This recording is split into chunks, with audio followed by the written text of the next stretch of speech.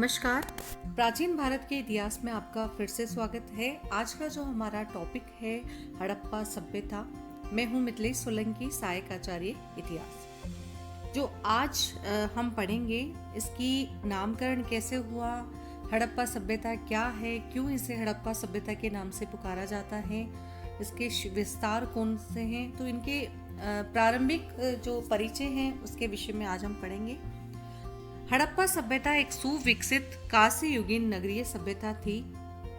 तांबे से अधिक मजबूत कांसे के औजारों का उपयोग, लेखन कला का ज्ञान नगरों शहरों में रहने को सभ्यता का प्रतीक माना जाता था। इसका नामकरण भारतीय उपमहाद्वीप में विकसित इस प्राचीन महान सभ्यता के सिंधु घाटी की सभ्यता, सैंधव सभ्यता, सिंधु सभ्यता एवं हड़प्पा सभ्यता के नाम से जाना जाता है। चूंकि इसका सर्वप्रथम जो खोज है, इसकी जो खुदाई है वो हड़प्पा सभ्यता से शुरू हुई, इसलिए इसे हड़प्पा सभ्यता के नाम से हम जानते हैं। इस सभ्यता का प्रथम खोजा गया प्रथम जो स्थल है वो हड़प्पा ही है, जो रावी नदी के तट पर है।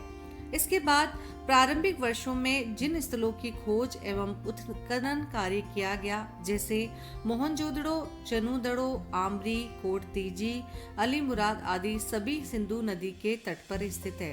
अतः पुराविदों ने प्रारंभ में इस प्राचीन सभ्यता का नाम सिंधु घाटी की सभ्यता दिया। कालांतर में इस सभ्यता के प्रमाण सिंधु घाटी से बाहर अन्य क्षेत्रों में पाए गए, जैसे सरस्वती घाटी, यमुना घाटी, गोदावरी घाटी। अतः यह नाम अनुपयुक्त हो गया, क्योंकि यह भौगोलिक क्षेत्र को इंगित करता है। तब पुराविदों ने इस सभ्यता के प्रथम खोजे गए स्थल के नाम पे इस सभ्यता का नाम हड़प्पा सभ्यता रख दिया। क्योंकि यह इतिहास की परंपरा का पालन करता है, यह नाम इस सभ्यता का उपयुक्त नाम है, क्योंकि यह किसी भौगोलिक क्षेत्र को इंगित नहीं करता। सीमा निर्धारण एवं क्षेत्र विस्तार। हड़प्पा सभ्यता का विस्तार भारतीय उपमहाद्वीप में भारत, पाकिस्तान और अफगानिस्तान 3 देशों में हुआ। इस सभ्यता के सर्वाधिक पुरास्थल भारत से प्राप्त हुए हैं। इस सभ्यता का विस्तार पश्चिम में, अगर हम बात करें नॉर्थ, साउथ, पश्चिम और उत्तर की, तो अगर हम बात करेंगे पश्चिम की, तो पश्चिम में इसका विस्तार सुतका गैंडोर, पाकिस्तान के बलूचिस्तान प्रांत से लेकर पूरब में आलमगीर, पूर्व उत्तर प्रदेश के मेरठ जिले तक इसका विस्तार है, जो लगभग 1600 किलोमीटर के आसपास है। दूसरी हम बात करेंगे इसके उत्तर से, नॉर्थ से साउथ की तरफ, उत्तर से दक्षिण की तरफ, तो उत्तर में मांडा से लेकर दक्षिण में दाइमाबाद महाराष्ट्र तक लगभग 1400 किलोमीटर क्षेत्र तक महाराष्ट्र में दाइमाबाद अलग अलग नामों से बुलाते हैं, क्षेत्र के अनुसार इनके नाम चेंज हो जाते हैं, तो दाइमाबाद तक ये फैला हुआ है। इस सभ्यता का क्षेत्रफल लगभग 16 लाख वर्ग किलोमीटर है। इस सभ्यता का विस्तार भारत में पंजाब, हरियाणा, राजस्थान, गुजरात, महाराष्ट्र, उत्तर प्रदेश एवं जम्मू कश्मीर में हुआ। पाकिस्तान में पश्चिमी पंजाब, सिंध एवं बलूचिस्तान प्रांत में तथा अफगानिस्तान में हुआ। सर्वाधिक पुरास्थल सरस्वती नदी घाटी में पाए गए। किसी एक प्रांत में सर्वाधिक पुरास्थल गुजरात से प्राप्त हुए हैं। इस सभ्यता के पास लगभग 1300 किलोमीटर लंबा समुद्र तट है। अब हम बात करेंगे सिंधु सभ्यता के काल की, कि इसका जो काल क्रम है वो क्या था। तो विभिन्न विद्वानों में भारी मतभेद हैं। बुली हॉल, गॉर्डन चाइल्ड, बेक आदि विद्वान विश्व की नदी घाटी सभ्यताओं में हड़प्पा अथवा सिंधु सभ्यता को सबसे प्राचीन एवं प्रारंभिक मानते हैं।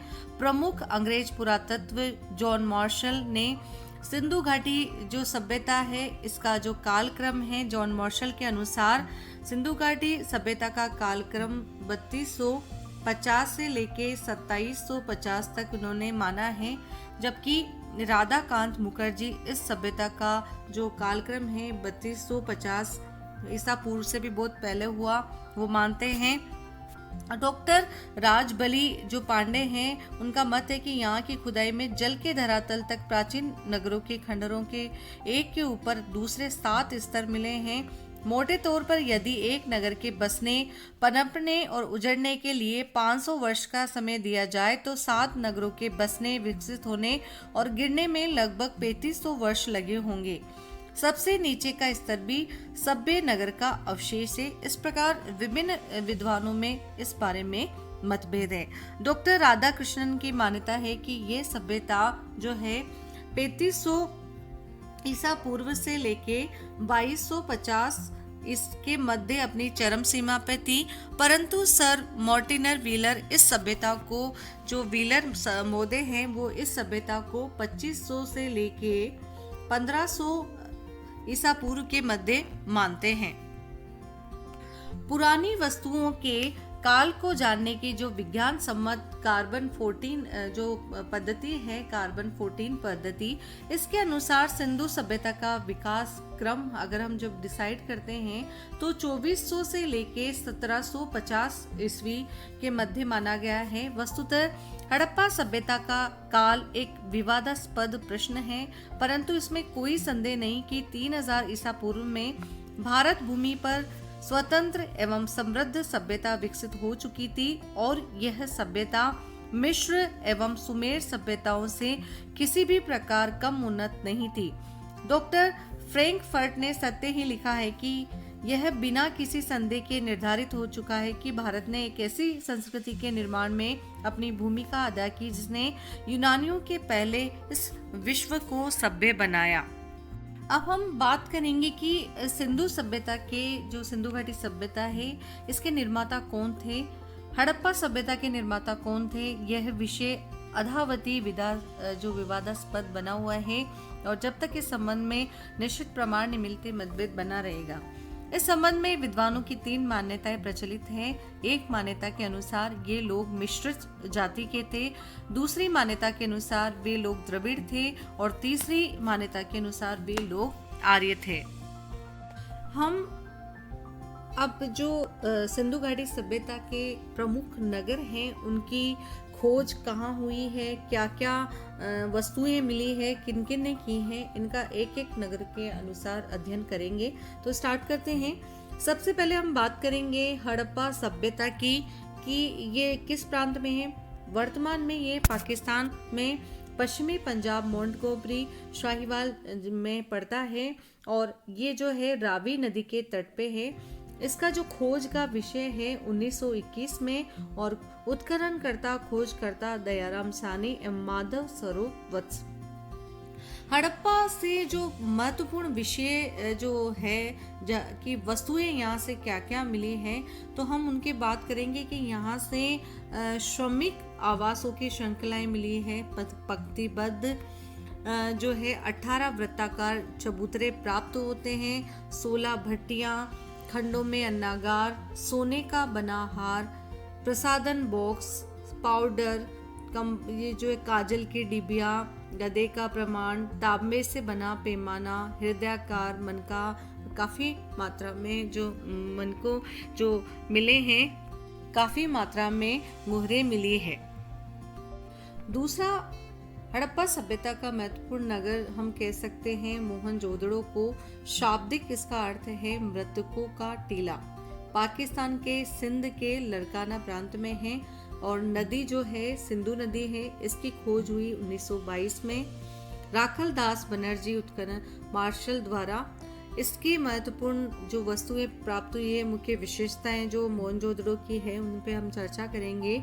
विशाल स्नानागार, विशाल अन्नागार, सभा भवन, पुरोहित आवास, मृतकों की गली, गोमेद के मनके से बना हार, चांदी की अंगूठी, चांदी की डिब्बी में लाल कपड़े का साक्ष्य, कांसे की बनी नर्तकी की मूर्ति, पत्थर निर्मित योगी की मूर्ति, सीप का बना पैमाना, एक मुद्रा में 3 सिर वाले देवता का चित्र। अगली बात करेंगे हम चन्नूदड़ो की। चन्नूदड़ो जो है पाकिस्तान के सिंध में नवाब शाह में मिल पड़ता है। 1934 में इसका उत्खनन हुआ NG मजुमदार द्वारा। इसकी विशेषताएं हैं, यहाँ पे मिला है गुड़िया मनका बनाने का कारखाना, लिपस्टिक, वृक्काकार ईंटें, एक ईंट पर कुत्ते एवं बिल्ली के पैर के निशान। अगला है रोपड़, आधुनिक नाम है इसका रूपनगर, भारत में पंजाब प्रांत में सतलज नदी के किनारे, और इसकी खोज हुई 1950 में और उत्खनन हुआ 1953 में। बीबी लाल और यज्ञदत्त शर्मा ने इसकी खुदाई में महत्वपूर्ण योगदान दिया। यहाँ पे जो हमें विशेषता, यहाँ की जो वस्तुएं मिले हैं, मानव के साथ कुत्ते को दफनाने जाने का साक्ष्य यहाँ से हमें प्राप्त होता है। बनवाली की बात करेंगे हम। भारत में हरियाणा में हिसार जिले में है। नदी जो है सरस्वती नदी, और 1973 में इसका उत्खनन हुआ RS विस्ट के द्वारा। यहाँ पे एक मकान में वॉश बेसिन का प्रमाण मिला है। खिलौने के रूप में मिट्टी का बना हल सबसे महत्वपूर्ण विशेषता है, मिट्टी का बना हल, और उन्नत किस्म का जो यहाँ से प्राप्त हुआ है। राखी गढ़ी भारत के हरियाणा में जिंद जिले में है। 1969 में इसकी खोज हुई सूरज भान एवं भगवान दास के द्वारा। भारत का सर्वाधिक बड़ा पुरा स्थल है ये। कालीबंगा भारत के राजस्थान के जो हनुमानगढ़ जिले में, वर्तमान प्राचीन में जब दोनों जिले एक ही थे, वर्तमान में ये हनुमानगढ़ में पड़ता है, हनुमानगढ़ में। और 1953 में इसका जो पता चला और उत्खनन हुआ 1961 में अमलानंद घोष और बीबी लाल एवं बीखे थापर के द्वारा। यहाँ से जो महत्वपूर्ण वस्तुएं मिली हैं, हल से जुते हुए खेत के निशान, एक ही खेत से 2 फसल उगाने के साक्ष्य, अलंकृत ईंटें, मिट्टी का बना पैमाना, अग्नि वेदिकाएं, इसके अलावा वहाँ पे भूकंप के साक्ष्य भी प्राप्त हुए हैं, और जो दोहरे जुते हुए खेतों का जो साक्ष्य है वो यहाँ से हमें प्राप्त होता है। लोथल भारत में लोथल जो है गुजरात में अहमदाबाद में है। भोगवा नदी के किनारे 1954 में इसकी खोज हुई SR राव के द्वारा। यहाँ से अन्नागार, गुड़िया मनका बनाने का कारखाना, रंगाई कुंड, गोदीबाड़ा, जी हाँ, जहाज यहाँ पे आके रुकते थे। ये महत्वपूर्ण जो आयात निर्यात का केंद्र था लोथल। यहाँ से डाकयार्ड मिला है गोदीबाड़ा। हाथी दांत से निर्मित पैमाना, अग्नि वेदिकाएं, पत्थर निर्मित पत्राकार चक्की के 2 पार्ट, गुरिल्ला की मणि मूर्ति, और जो है एक घड़े में लोमड़ी और उसका चित्र मिला है। तो लोथल से पता चलता है कि यहाँ पे प्राचीन काल में ये व्यापार का महत्वपूर्ण स्थल था। यहाँ से अन्य जगहों से, विदेशों से व्यापार यहाँ पे किया जाता था, क्योंकि यहाँ पे डार्क यार्ड था। धोलावीरा भारत में गुजरात के कच्छ जिले में पड़ता है। मनहर एवं मानसर के द्वारा जो नदियां हैं, इसमें ये था। 1967 उत्खनन, और इसका जो उत्खनन हुआ है 1990 में हुआ JP जोशी और RS विस्ट के द्वारा। अब तक का सभी नगरों में दोहरा जो है क्षेत्र मिलता है, लेकिन यहाँ पे 3 नगर के 3 जो क्षेत्र है कि मध्यम नगर भी यहाँ से प्राप्त हुआ है। अभी तक हड़प्पा सभ्यता में जितने भी नगर मिले हैं वहाँ पे 2, एक किला और एक सामान्य नगर प्राप्ति, यहाँ पे तीसरा भी मध्यम नगर की भी प्राप्ति हुई है। इसके अलावा जलाशयों का प्रमाण, सोने की अंगूठी, सूचना पट्ट का प्रमाण और स्टेडियम के प्रमाण भी हमें यहाँ से प्राप्त होते हैं। इस प्रकार सिंधु घाटी सभ्यता के हमने महत्वपूर्ण नगरों के विषय में जाना। अगले वीडियो में सिंधु घाटी सभ्यता, हड़प्पा सभ्यता के नगर नियोजन के विषय में, प्रमुख नगरों की विशेषताओं के विषय में हम पूरी जानकारी प्राप्त करेंगे। तब तक के लिए नमस्कार।